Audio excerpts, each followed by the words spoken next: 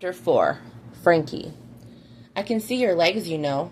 Visible beneath the edge of the beige curtain, the toe of his right foot shifts an inch to the right, almost as if he's contemplated turning around and stopped himself. He was talking to a cop when I was wheeled back into my room. I've been bracing myself, waiting for someone to take a statement I'm not sure how to give, but Jude only parked himself silently outside. How can you be sure who I am? I haven't met anyone else with those filthy black boots. With the state of my clothes, I'm not one to talk, but pushing Jude's button seems to be an entertaining way to pass the time until they can cast my arm and get me out of here. Hearing the audible crack myself, I expected the diagnosis of a broken arm. When I requested nothing more than a proper sling to send me on my way, the medical staff was more than a little puzzled and equally unaccommodating. They might come to regret their stance when the hospital winds up footing the bill. I don't have a single penny to my name to pay for this medical care. Those filthy boots walked through the woods to save your sorry ass. Don't praise yourself too hard for a job well done. The four-wheeler did most of the heavy lifting. Is your smart mouth some defense mechanism of yours?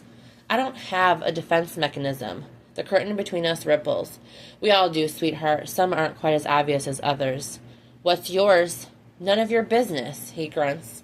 A smile stretched my lips. Yes, poking the big bear outside my room is quite fun. You know you can leave. I don't need a babysitter. You seem a bit accident-prone to me. The paper-covered pillow behind my head crinkles as I shift and stare mutely at the ceiling tiles. Unless it wasn't an accident, Jude's voice is heard easily in the silence. Every muscle in my body coils tight. What's that supposed to mean? Heard an interesting rumor? I scoff and cross my good arm over my chest despite Jude not being able to see it. Oh yeah? From who? Got talking to the local cop this morning. The simple mention of law enforcement increased my pulse. I haven't interacted with the police, so whatever you heard must be false. His boots creak against the linoleum. So you wouldn't know anything about a girl falling out of a car on the highway? Fall? Did I fall? I close my eyes. I imagine the sound of muffled voices, like listening to an argument through thin walls. The words are nothing more than obscure radio static before the memory of the car ride slips through my fingertips, only to be replaced by a blank emptiness. I think I jumped, I mumble beneath my breath. The curtain flies open, and Jude's face stares back at me. Handsome? Yes. Furious? Also yes. You what? He nearly roars, those intense silver eyes on mine. I squeak and scramble to yank the itchy blanket up over my chest. The wedding dress provides some coverage, but they had to cut off my jacket, revealing my bare arms and the scoop neckline. With narrowed eyes, I say, "Could I have some privacy?"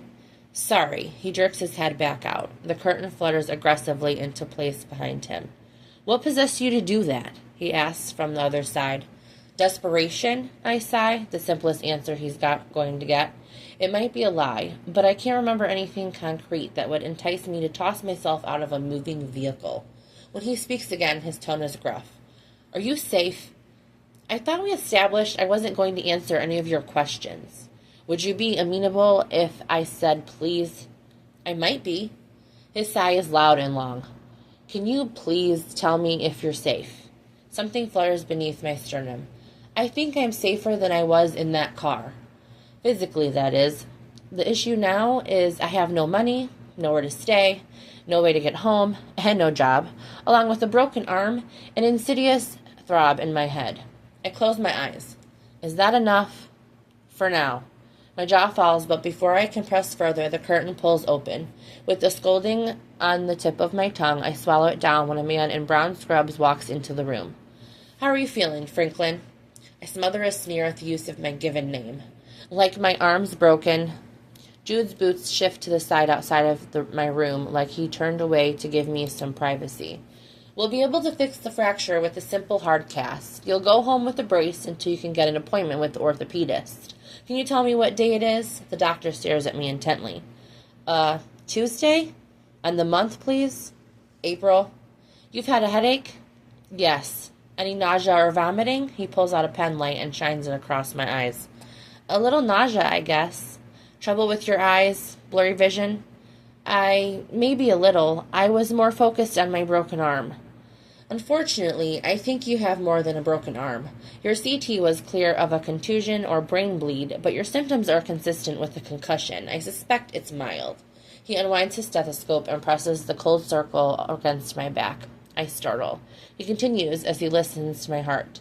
Any issues with your memory? I pause, then I lower my voice, conscious of the man on the other side of the curtain.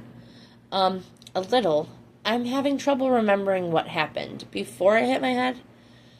Unfortunately, that can happen with a head injury. 2 days of strict rest should clear up most of your other symptoms, and you can return to regular activity once they're gone. In the meantime, you can take acetaminophen for the pain. Oh, okay, I shift uncomfortably. There's no way I can rest for 2 days while I'm figuring out my next steps. Slap a cast on me and send me on my way. I can probably find my way to a bus and beg someone to cover my fare, but resting for 2 days without a bed? Yeah, right. Any questions? The doctor returns his stethoscope to his neck, and I lie back down. Will my memory come back? He palpitates my scalp, and I wince. I'm sorry, I can't say for certain. Sometimes it does. Other times, that moment is just gone. A blip in time simply erased? A few minutes shouldn't matter in the span of life, but for some reason, I feel like this moment was important. Anything else? He asks kindly. Nothing he can help me with anyway. No, that's it. I'll get someone in with the brace, and we'll get you out of here. If anything worsens, give us a call.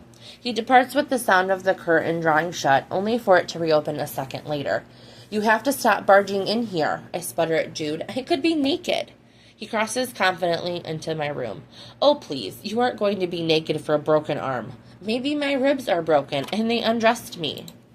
His mouth forms a hard line as he traces my body with those sharp silver eyes. Are they? My shoulders slump, and I cover my face with my arm. No. Good. A peek beneath my limb reveals him rocking back into his heels. His eyes are unfocused, as if his mind is 100 miles away. You can go, you know. Did you call someone to come get you? He asks. I don't have a phone. The air he releases vibrates with an incredulous huff. He extends his phone between us. Here. I wave him off. Don't bother. You really have a hard time taking the help offered to you, don't you? It isn't hard when I don't have anybody to call. The confession slips from between my lips before I clamp them shut. I figured that fiancé of yours was a good-for-nothing son of a bitch, but your parents? I nearly smile at his apt description of Dylan. Before I can, his question steals the humor away. Drug users, remember? We don't have a lot of contact unless they're asking me for money. What about your friends?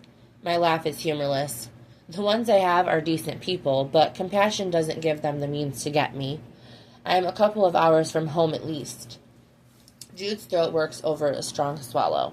A silence stretches between us. If I look closely, it almost seems like his lips are moving with soundless words. He briefly closes his eyes, and when he opens them, they're steely with determination.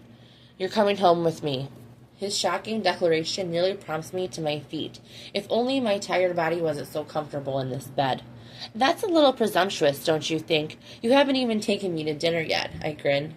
The stoic man does an incredible job holding back the barest hint of amusement. Either he finds me entirely unfunny, or he has one hell of a poker face. It has to be the latter, because I'm a damn comedian. I'll feed you when we get there, he says. Oh, I was joking. Think I told you already I don't joke. All right, don't lose your head. It's quite nice to look at, I tease. You can take me home. I'll even let you put me to bed. There are a million reasons to stand and fight for my independence, but when I have nothing but a stained dress to my name, I'd be stupid to turn him down. I'm no damsel, but I'm already headed for rock bottom. I don't need to rush to find it.